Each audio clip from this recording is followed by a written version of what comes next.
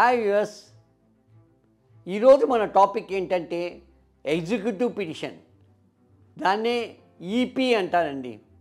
ఎవరికైనా judgement and degree వచ్చిందంటే ఆ వచ్చిన వాళ్ళు ఎన్ఫోర్స్మెంట్ కోసమని ఎగ్జిక్యూటివ్ పిటిషన్ ఫైల్ చేయొచ్చండి. ఆ కన్సర్న్ కోర్టులోనే ఫైల్ చేయొచ్చండి. ఈ డిగ్రీ అండ్ జడ్జిమెంట్ ఎవరి ఫేవర్లో ఉంటే వాళ్ళు ఫైల్ చేయొచ్చండి.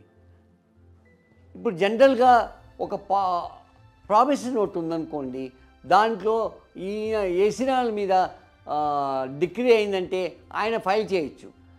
ఎందుకంటే వాళ్ళు జడ్జిమెంటు డిగ్రీ పాస్ చేసినా కూడా ఆ డిఫెండెంట్ అన్నవాడు అదర్ సైడు పైసలు కట్టపోతే వీళ్ళు కట్టట్లేదు అని చెప్పి ఎగ్జిక్యూటివ్ పిటిషన్ ఫైల్ చేయొచ్చండి. ఈ ఎగ్జిక్యూటివ్ పిటిషన్లో కోర్టు రిలీఫ్ ఏమని ఇస్తుందంటే, బాబు ఆయన ప్రాపర్టీస్ ఏమన్నా ఉన్నాను లేదా శాలరీస్ ఏమన్నా ఉన్నాను దాన్ని సీజ్ చేయొచ్చు అని చెప్పి కన్సిడర్ చేసి వాళ్ళ మీద వారెంట్ ఇష్యూ చేస్తారండి. అందుకని ఈ executive petition is important topic. Even after passing a judgment in decree, ఈ ఎగ్జిక్యూటివ్ పిటిషను మన పర్టికులర్ కోర్టు వారి ముందు ఫైల్ చేసి ద ప్లెయింటిఫ్ అప్పు ఇచ్చిన వాడు ఆయనకి రిలీఫ్ వస్తుందండి.